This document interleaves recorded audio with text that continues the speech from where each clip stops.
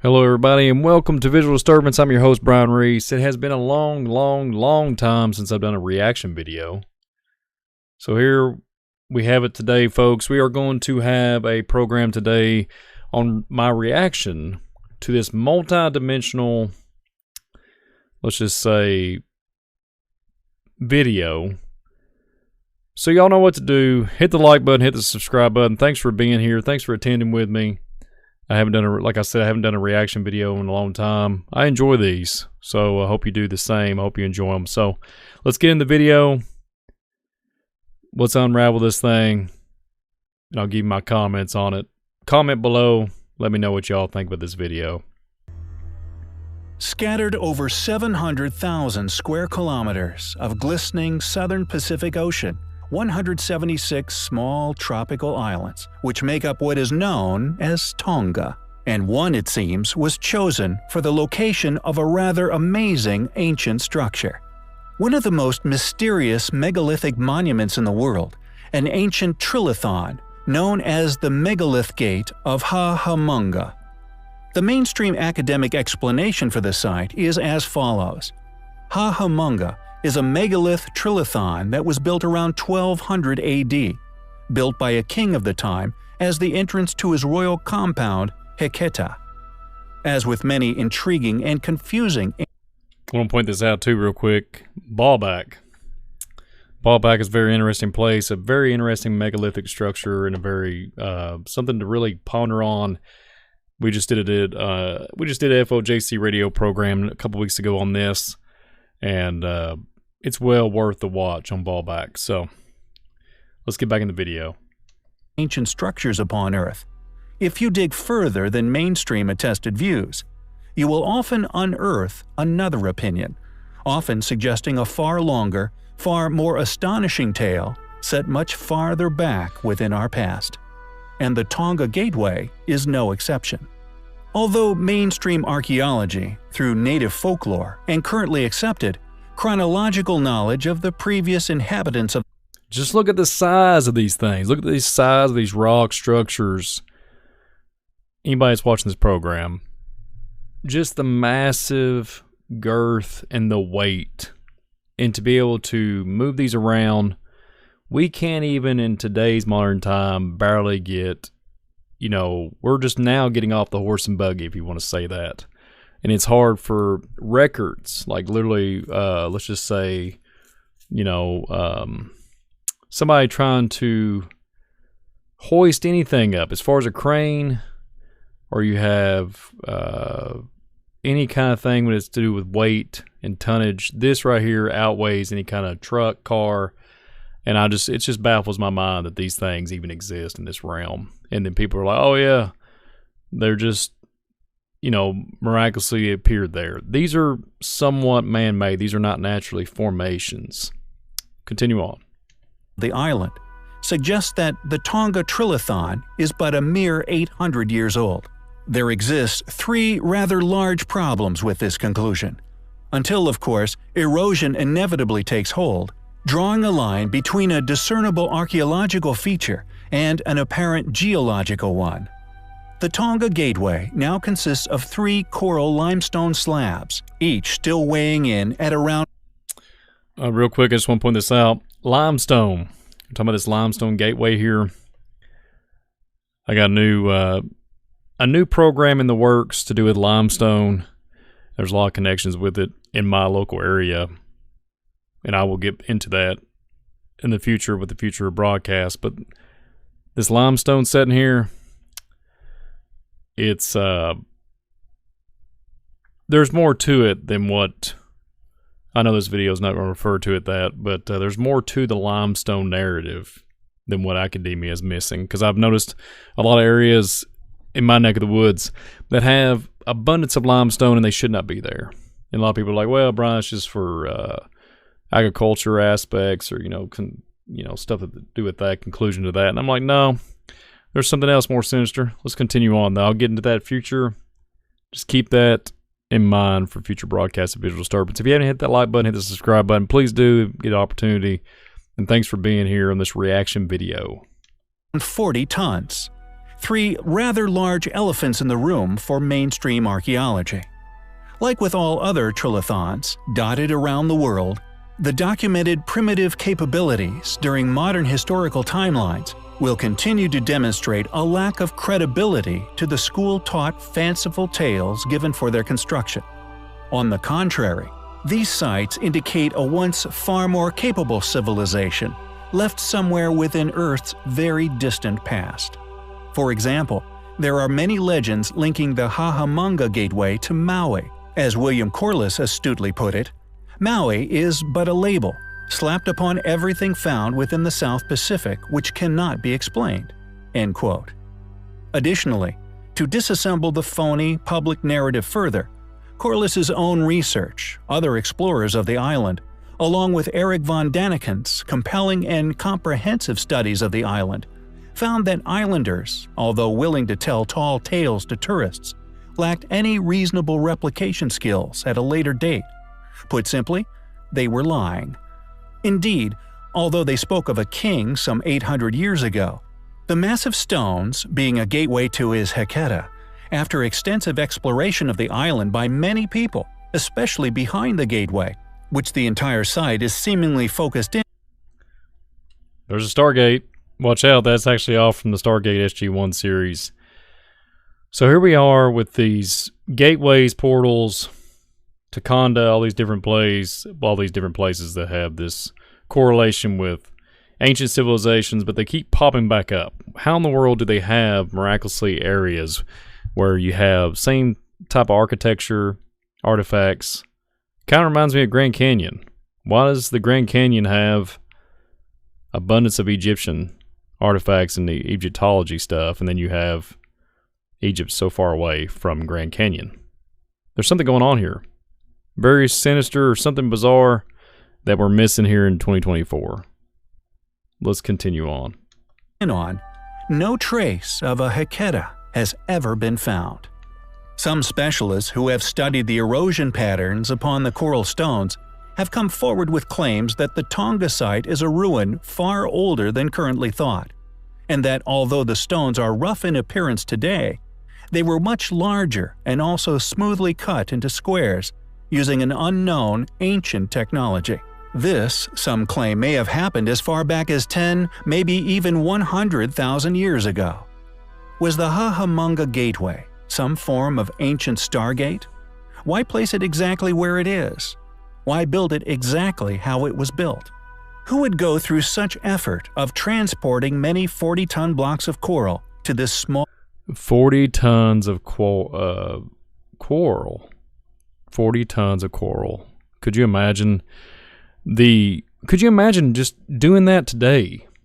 In 2024, could you imagine the money and the effort and the time and the backbreaking accomplishment to pull this off? Even I don't care where it's at. I don't care if you got a Apache helicopter. I don't care what you have. I don't care if you have a Chinook, military applications. I don't care what you got. There's no way this would take an endeavor, abundance of people, and abundance of money to be able to pull this off. This is just, it's wild stuff. Well, it's interesting. That's why it's a reaction video. All island, then somehow constructing this once enormous and mysterious structure aligned as a gateway that led to nowhere. Or did it?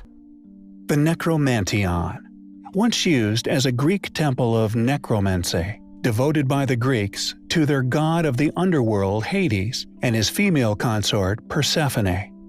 This site was believed by the Greek devotees to be the door of Hades, allowing entry to the realm of the dead.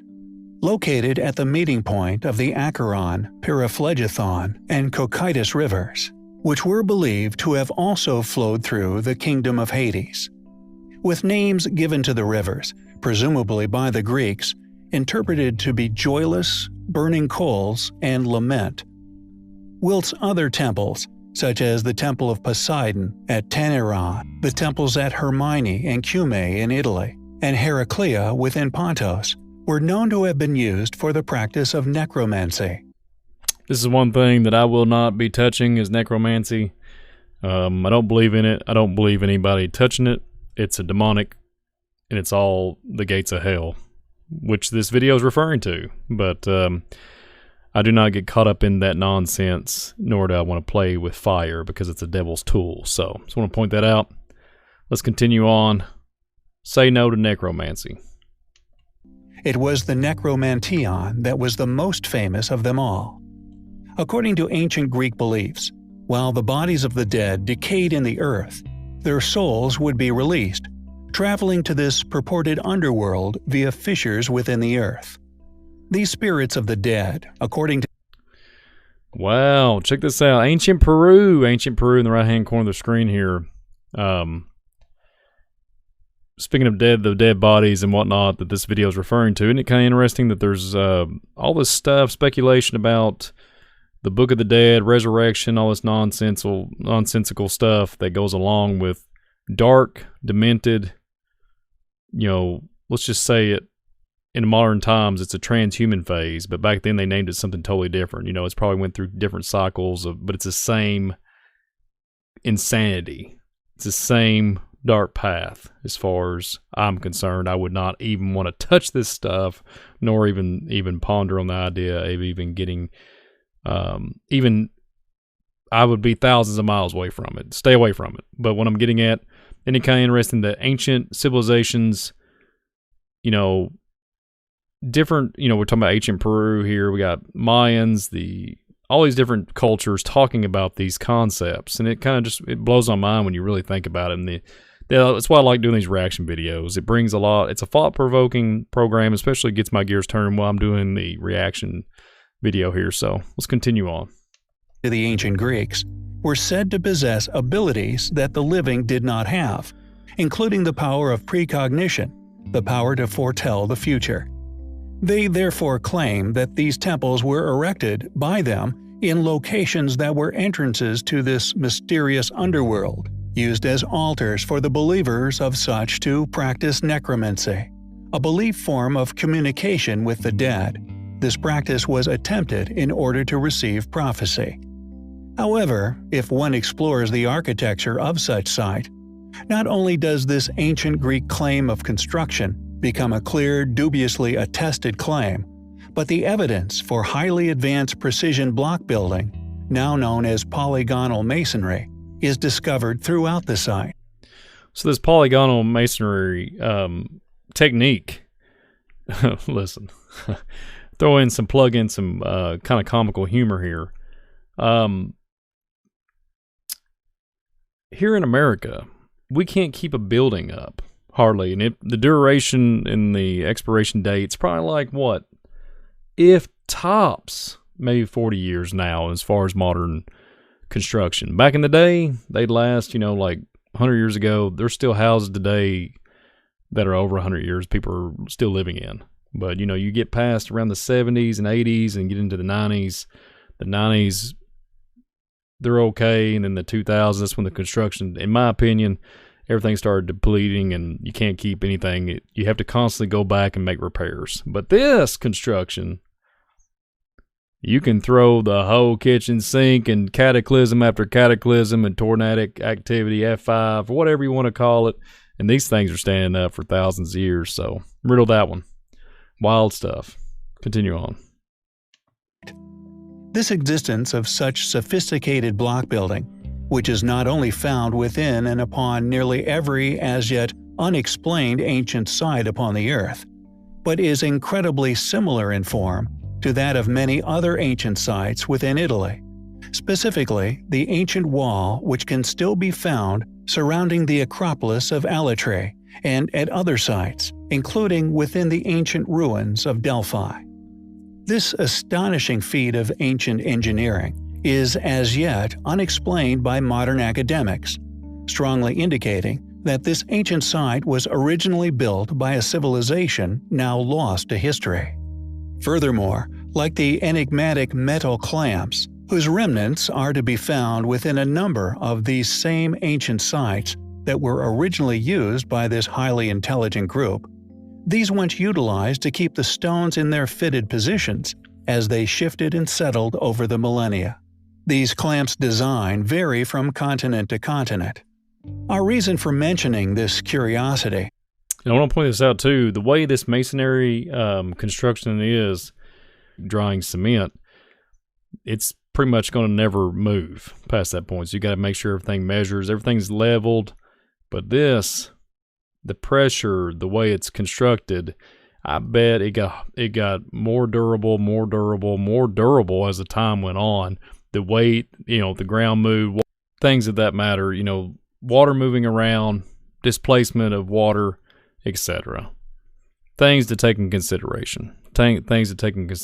So it's something to think about, folks.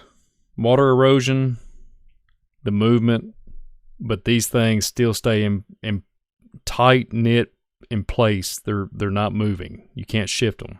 It's wild. Is that although the sophisticated methods of creating these ruins often remain similar or the same, depending upon the continent they are found, is dependent on the style and material these methods are made from. This, to us, strongly suggests that these ancient structures may.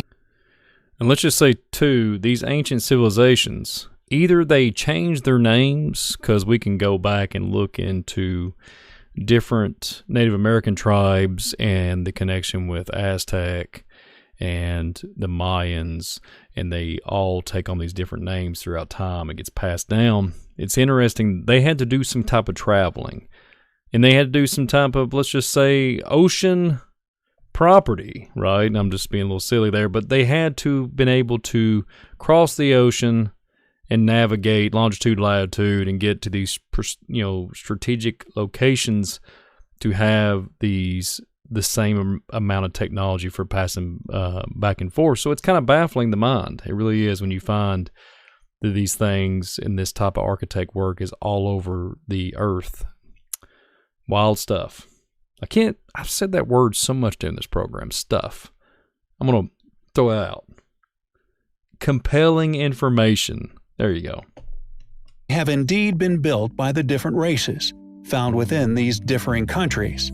The commanding force, the leading power of these groups, was the same worldwide power and font of this knowledge, who, with their clearly incredible technological prowess, successfully created such structures, and indeed the Necromantion, which, regardless of their tremendous age, has successfully survived a vast amount of millennia, successfully making it into our own modern ancestors' lives, predictably adapted due to their wondrous nature into their historical belief systems, often being adopted surrounding spirituality, either for theistic worship, burial, or in the case of the Necromantion, for the use of contacting the dead through the mystic teachings of necromancy. It is, undoubtedly, highly compelling. Who built the Great Pyramids? Why did they build them?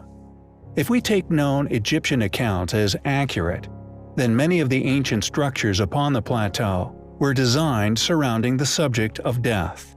A civilization that believed when the sun set, it traveled through an underworld guarded by Anubis. In other cultures, which we believe re-inhabited sites, ruins built with knowledge that we will now show far succeeded that which these people, who carved their own identities upon these structures, ever possessed. The Aztecs, although displaying similar primitive understandings of the path of the sun, interestingly shared. And here we are with the Aztecs in the depiction here. Quetzalcoatl, we have Quetzalcoatl here, and it kind of wild that is actually, and we go back into Aztec literature, it talks about Quetzalcoatl being a giant. So and then I think also the name is Kukulkan. Kukulkan is another name for Quetzalcoatl, and then they also in the let's get into Atlantis, into the Egyptian. The Emerald Tablets, they talk about Thoth also being Quetzalcoatl, referring to Thoth as Quetzalcoatl. So we got this little Gilberine giant narrative going on up in here, a little fallen angel narrative. So let's keep on going with this compelling information. Absolutely. Similar beliefs to the Egyptians. Specific animals connected to astronomical objects are seen everywhere. These similarities in belief structures could be seen as evidence of a sea-going civilization. Ancient peoples crossing oceans, sharing their belief systems with each other. These people who artistically demonstrated their limited and heavily superstitious knowledge of the universe upon all these ancient sites sealed their own fate as impossible. And let's just say it, and we'll say it on here. Ballback was at the first segment of the program here, but look at the creation. Look at these. Look at the stature. The huge stature. The way these things are carved out. Just look at the size of the bottom of the screen. The size of the people. The pillars and everything. I mean, come on. It cannot have been done by small, 6 foot tall or shorter individuals pulling off these endeavors. And Ballback demonstrates, and there's a ton of information there that we could say that giants helped build that. So I would say also that Egypt had some type of, let's just say, help of some shape or form. I'm not saying there wasn't human, 6 foot, 5'5" people involved. I'm saying there was some, let's just say, there has to be some type of knowledge that's been passed down or something to that level that has a fallen angel narrative nature to it. Absolutely. Imposters to the modern discerning man. Once one begins to explore the unbelievable accuracy, the astronomical alignments, the seemingly impossible feats of block placements, you are seemingly presented with a controversial truth. How could a civilization who clearly believed that the Earth was not only flat, but that all experienced night at the same time, could have possibly known the information which was instilled within the construction of such sites, in particular the Giza Plateau? It should now be becoming clear that the ancient Egyptians, the Incas, Aztecs, Mayans, etc., did not build these sites. However, the sites still exist, and their past function is still there to be explained. Why did so many of these civilizations, placed far closer to these original constructors than us, all agree that these structures were some sort of portal, allowing the passage of gods, spirits, or souls? Why were all these ancient civilizations, who undoubtedly Machu Picchu is on the screen here. I would love to go to Machu Picchu and look and explore this ancient city here. One would have to sit up and ponder on this for a while. How in the world they was able to pull this off and get this literally endeavor, this huge city structure on top of this mountain. Plus, it reminds me of Sri Lanka. Sri Lanka has very similarities to me that this looks like Machu Picchu. There's so many different things. I could go down so many different rabbit holes, but this is a reaction video only. And here I am. I've rambled on a little bit too much, but reaction video on Visual Disturbance channel. Can't emphasize that enough. I'm kind of blabbering, but let's get into it. Machu Picchu. If I ever get the opportunity to go in there, it would probably be off the chain epic. Just letting you know. worship the original creators of the cradle for their people, obsess over underworlds, portals, and stargates. Most ancient civilizations had belief systems surrounding death, the soul, and the passage thereof. But the strong draw to portals and gateways, somehow allowing the communication with an apparent other dimension, is undeniable. It seems so strongly entwined with these ancient people's beliefs that these civilizations may have been aware of something regarding these amazing structures that we are not. False doors, for example. These doors to nowhere can be found all over Earth, yet interestingly, they are only found amongst the same uncannily astonishing stone cutting, which we are. Here's something to throw in there. This, give me a pen here. You see these, all those hieroglyphics here. I have been looking into this, and I have been trying to articulate it and look into it, and especially with these doors. All these doors have significance of some shape or form. You have the, like in Peru there, the gates of the gods. It almost looks like windows if you open them up on a computer. If you have like it's like your perception. It is like infinity, right? Some way how they make these door frames. And I've heard all kinds of speculation. I've heard some people say, well, there's these ancient monks that had the ability to change their harmonics. They had these chanting, and they can raise their vibration to a certain level, which I don't get into, but I just refer and reference this information. It's just interesting that they claim that they can basically vibrate into the wall, pretty much. Let's just say that. Dematerialize into the wall and go to another dimension. That's basically what that comes down to. It's interesting. All these places and all the connections are very similar. Let's continue on. Are so often noting as indicative of a lost knowledge. Why were these doors created? Have they always led to nowhere? Or was there something extraordinary, once triggered by this precise web of ancient structures, all mysteriously aligned upon our planet? A function so many of these ancient civilizations were completely obsessed by. That was a reaction video on Visual Disturbance here. Multidimensional Stargates. What is all that about? But thank you all for attending with me on this reaction video on Visual Disturbance.